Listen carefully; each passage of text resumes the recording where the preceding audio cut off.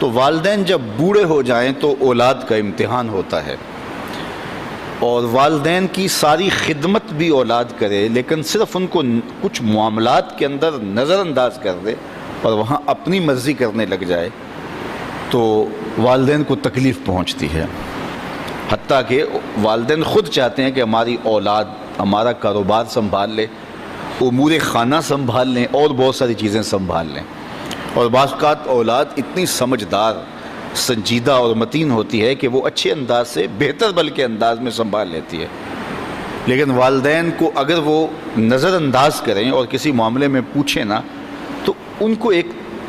اپنے اختیارات سمٹتے ہوئے دکھائی دیتے ہیں اور وہ تنہائی محسوس کرتے ہیں۔ تو اولاد اگر صرف اپنے والدین سے پوچھ لے تو والدین تو چاہتے ہیں کہ سب کچھ ان پہ نچھاور کر دیں، ایک والدین ہی تو ایسے ہیں کہ جو اپنی اولاد کو اپنے سے آگے دیکھنا چاہتے ہیں، لیکن اولاد اگر نظر انداز کرنے لگے تو یہ رویہ والدین کے لیے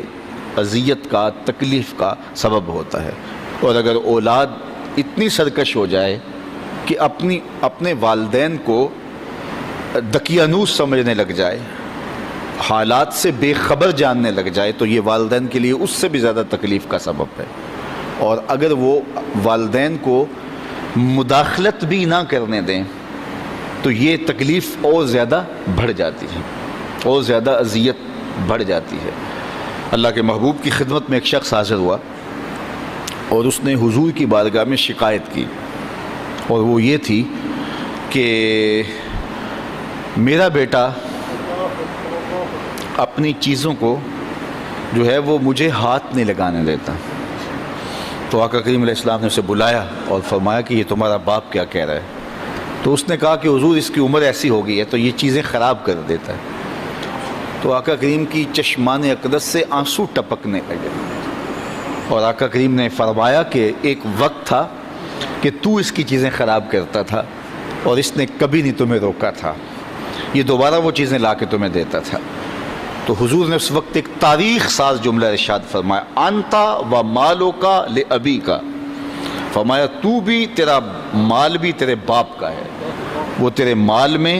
تیرے معاملات میں جس طرح چاہے تصرف کر سکتا ہے، اللہ نے اس کو اختیار دیا۔ تو ماں باپ کی خدمت یہ سعادت مندی کا راستہ ہے،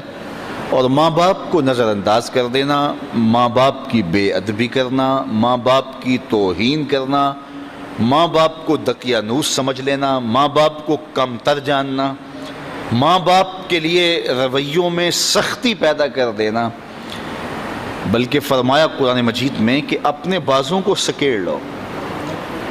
پرندہ جب اڑتا ہے اور اڑان بھرتا ہے تو بازو پھیلاتا ہے اور پھر وہ اڑان بھرتا ہے، اور جب اس نے دوبارہ زمین پہ آنا ہوتا ہے تو بازوؤں کو سمیٹتا چلا جاتا ہے۔ تو بازوؤں کو سمیٹتا ہے تو وہ زمین کی طرف اترتا ہے۔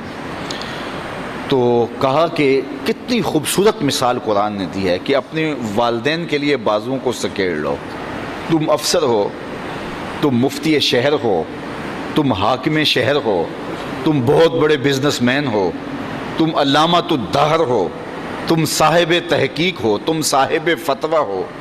تم عقل و بینش کے امام ہو، تم بہت بڑے دانشور ہو، تم بہت بڑے ذہین فتین شخص ہو، تمہاری عظمتوں کا زمانہ لوہا مانتا ہے، دنیا کی دانش گاہوں میں تجھ سے لوگ دنیا گزارنے کے گر سیکھتے ہیں، لیکن جب تم اڑان بھرو تو اس وقت تم مفتی رہو، اس وقت تم فقیہ شہر بنو، اس وقت تم جو ہے وہ بہت کامیاب بزنس مین بن کے پرواز کرو، اس وقت تم بہت بڑے مانے ہوئے پروفیسر کہلاؤ، تم اپنے فن کے ڈاکٹر اور ماہر کہلاؤ، لیکن جب تم واپس اپنے باپ کی چوکھٹ پہ اپنی ماں کی بارگاہ میں آؤ تو بازو سکیڑ لو، اس وقت بیٹے بن کے آؤ۔ اس وقت تمہارے ساتھ جو مفتی کا ٹائٹل ہے، عالم کا ٹائٹل ہے، پروفیسر کا ٹائٹل ہے، ڈاکٹر کا ٹائٹل ہے، کامیاب بزنس مین کا ٹائٹل ہے،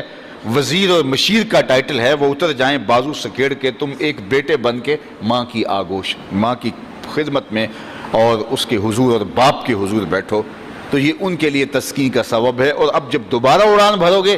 تو اللہ تعالیٰ تمہیں اور زیادہ عزتوں سے نوازے گا۔ تو فرمایا کہ اپنے بازوؤں کو سکیڑ لو۔ اللہ اکبر، کتنی خوبصورت بات ارشاد فرمائی، اور فرمایا کہ ان کے سامنے ادب کا لحاظ رکھو، تلقین ادب کی، اف تک نہ کہو۔